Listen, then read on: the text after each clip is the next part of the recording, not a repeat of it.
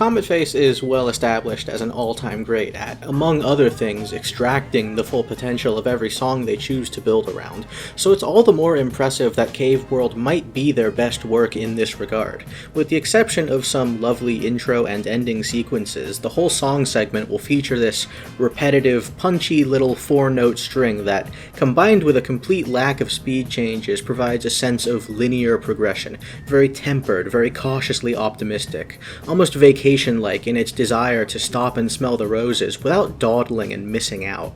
Since the horizontal axis won't vary in tempo at all, alternative methods have to be used to keep the level compelling. Some of this is handled by Cave World's gorgeous, scenic visuals, but it is the vertical spacing that does most of the heavy lifting here, and that to me is the most memorable aspect of Cave World's identity, the contrast between the consistently humble tempo and the flourishing variety of scale as the level contracts into near claustrophobia before swelling to such vastness and grandeur.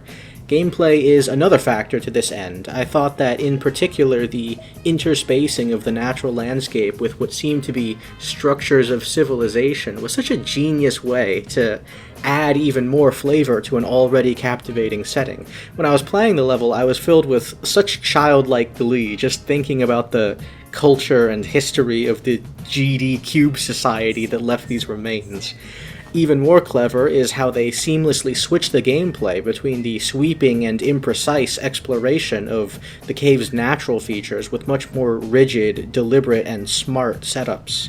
I will say that I didn't love every individual input in Cave World. This spider part in particular feels overly reliant on hard-coding the correct sequence with practice attempts. It's not that it's too difficult, more that it's difficult in a way that I don't think aligns with the vision very well, given how carefree and intuitive the rest of the level is. It's a bit of an immersion breaker when I'm kind of playing it by ear for most of the level, and then I get to the spider and the enter key hits get super hard as I try to recite the correct click pattern.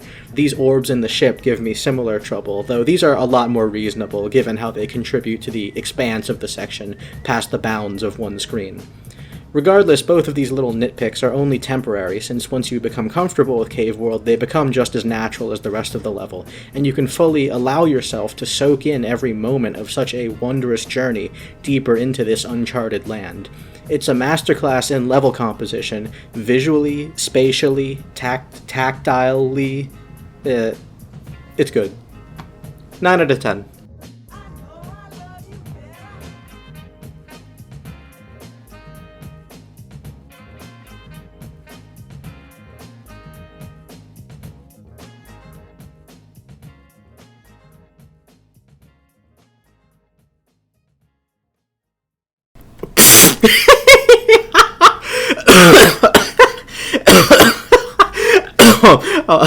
I should use that as the description.